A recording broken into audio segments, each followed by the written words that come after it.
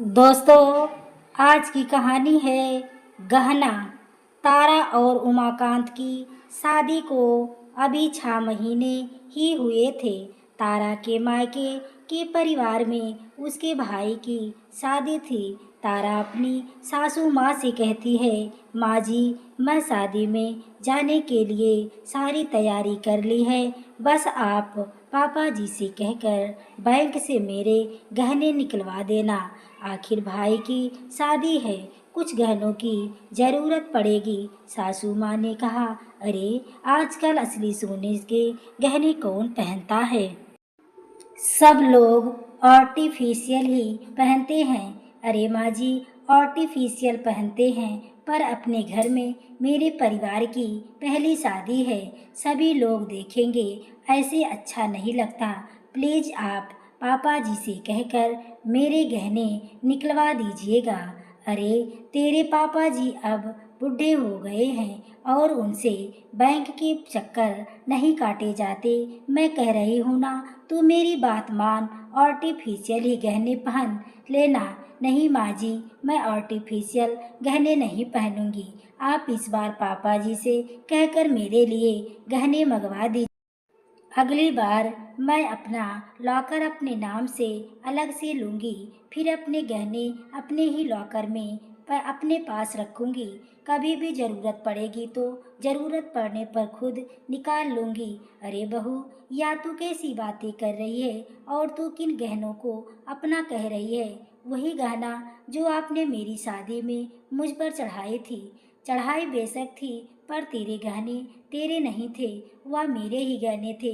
उनको मैंने पॉलिश करवा कर तुझ पर चढ़ाया था। पॉलिश करवाने का मतलब या तो नहीं कि वह तेरे गहने हो गए, वह गहने मेरे थे। उसमें मेरे मायके के गहने हैं और कुछ मेरी सास ने मुझे दिए थे। और वैसे भी बहू, तू अपने मायके से तो एक अंगूठी भी लेकर नहीं आई, फिर इन जेवरों को तू अपना जेवर बता रही है। और हाँ, मैं तो सिर्फ तुझे समझाने की कोशिश कर रही थी, पर बात तेरी समझ में नहीं आई।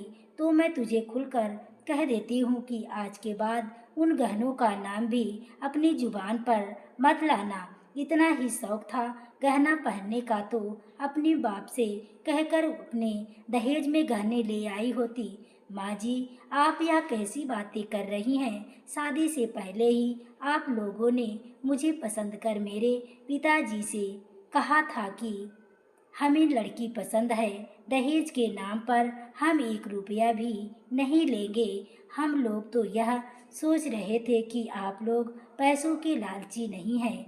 अरे बेटा, बोला तो क्या कोई भी बाप अपनी बेटी को ऐसे खाली हाथ भेज देता है? सभी मना करते हैं, लेकिन हर माँ बाप अपनी बेटी के लिए कुछ ना कुछ तो जरूर करते हैं। पर तुम्हारे माँ बाप ने तो तुम्हें यूं ही एक जोड़ी कपड़े में ही भेज दिया, जैसे कि वह तो तैयार बैठे थे कि कब हम बोले और वह फ्री में अपनी बेटी की शादी कर दे। शकुंतला जी बहू को खरी खोटी सुनाकर वहाँ से चली जाती हैं। तारा को सासू माँ की बातें सुनकर बहुत रोना आता है, लेकिन उसमें आत्मविश्वास बहुत था। अब उसने यह ठान लिया कि अगर सासू माँ गहने नहीं देंगी तो क्या वह गहने नहीं पहन सकती? आखिर वह खुद भी एक अच्छी जॉब करती थी। उसने अपने पास इतने पैसे जोड़ कर रखे थे कि वह अपने पैसों से अपने लिए शादी में पहनने के लिए गहने बनवा सके। अगले ही दिन तारा ने सुनार की दुकान पर जाकर अपने लिए कुछ गहने खरीद के ले आई हूँ। सासू माँ बोली, अच्छा, अभी तुझे आए 6 महीना ही नहीं हुए हैं और तू मुझे इस तरह चिढ़ाने के लिए यह गहने खरीद के लाए हैं। अरे माँ जी, इसमें चिढ़ाना कैसा? आपने मुझे अपने गहने देने से मना कर दिया और मेरे को दिए गहनों को अपना बता रही थी, तो फिर मुझे तो शादी में पहनने के लिए गहने चाहिए ही थे। मेरे पास ही कुछ पैसे थे तो मैंने यह गहने खरीद लिए। सासू माँ उमाकांत को आवाज़ लगाती हैं, उमाकांत बेटा, आना जरा, देख अपनी बहू को अभी 6 महीने ही हुए हैं, इसके कितने पर निकल आए हैं। खुद जाकर सुनार की दुकान से अपने लिए गहना खरीद कर लाई है। उमाकांत चिल्लाता हुआ बोला, गहने या भला क्या बात हुई? तुमने घर में किसी से नहीं पूछा और ना ही किसी को अपने साथ ले आई, इस तरह से गहने ले आई। सच में मुझे तो लगता है कि तुम जैसी लड़की से शादी करके मेरे साथ धोखा हो गया। इतने महंगे गहने बिना घर में किसी को पूछे या किसी को अपने साथ लिए तुम अकेले ही खरीद कर लाई। तुमने इस बारे में किसी से बात करना भी जरूरी नहीं समझा। तारा बोली, धोखा जानते भी हैं, धोखा किसी कहते हैं।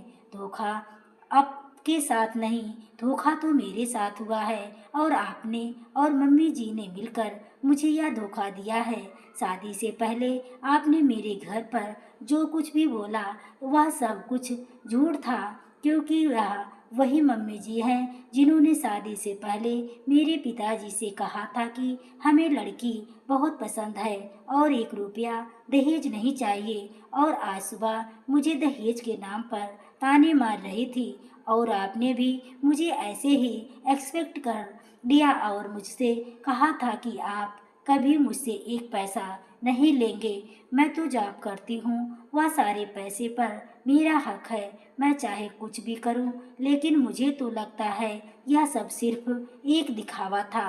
आप लोगों को पता था कि मैं नौकरी करती हूँ, इसलिए आपको पता था कि मैं पैसे से तो आपके बिना मांगे मिल ही जाएंगे। शायद तभी आपने मेरे माता पिता से दहेज की मांग नहीं की। आप भी तो मुझे 4 दिन पहले अपनी कार की ईएमआई भरने के लिए पैसों की डिमांड कर रहे थे। आप बताइए, धोखा आपने और मम्मी जी ने किया है, फिर मेरे साथ या मैं आपके साथ कर रही हूँ। तो मैं अपनी नौकरी में से, अपनी बचाई हुई सेविंग में से अपने लिए कुछ गहने खरीद कर लाई हूँ।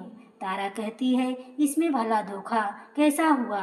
क्या मैं किसी के पैसे चुराए हैं या किसी के गहने चुराए हैं? चुप हो जाओ, तुम कुछ ज़्यादा ही बोल रही हो। मैं ज़्यादा नहीं बोल रही हूँ, मैं सिर्फ वही बोल रही हूँ जो सही है। आप लोग अपनी बातें याद कीजिए कि आपने पहले क्या कहा था और अब आप लोग क्या कर रहे हैं मेरे साथ। तभी ससुर जी वहाँ आ जाते हैं। वह कहते हैं, आखिर क्यों इतनी चिल्लम चिल्ली मचा रखी है? तब से सासू माँ ससुर जी को सारी बात बताती हैं। ससुर जी कहते हैं, बहू ठीक ही तो कह रही है, आखिर बहू पढ़ी लिखी आत्मनिर्भर है, वह सब कुछ समझती है। भला बुरा तुम्हें तो उसे गहने के लिए मना नहीं करना चाहिए था। आखिर तुम्हारा एक ही बेटा है। अगर तुम्हारे गहनों पर बहू का हक नहीं तो किसका हक होगा? कहाँ जाओगी तुम इन गहनों को लेकर? अगर तुम बहू को शादी में पहनने के लिए वह गहने दे देती तो बहू शादी में पहनकर वापस तुम्हें गहने दे देती। वह कौन सा अपने मायके मैं ही छोड़कर आती। अगर तुम इस तरीके से मना करोगी तो वह बहू तो अपने पहनने के लिए ही गहनों का इंतजाम करेगी ही ना। इसमें भला बुरा मानने की क्या बात है? पहली गलती तो तुम्हारी ही है। और उमाकांत, रही बात तुम्हारी, तो बहू की सैलरी के पैसों का तुम्हारा कोई अधिकार नहीं है। बहू अपनी मर्जी से जॉब करती है, वह अगर चाहे तो ना भी करे और उसका भी इस परिवार की बहू की जरूरत पूरी करने की जिम्मेदारी तुम्हारी है, ना कि बहू से पैसे लेकर अपना काम चलाने की। वह अपनी मर्जी से अपने पैसे चाहे जहाँ खर्च करे।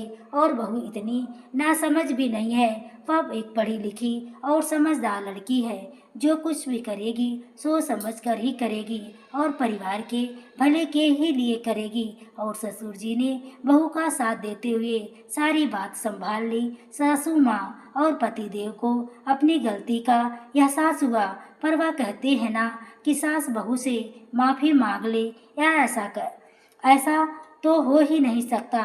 और पति बीवी के आगे झुक जाए, यह भी ऐसा इतना आसान नहीं।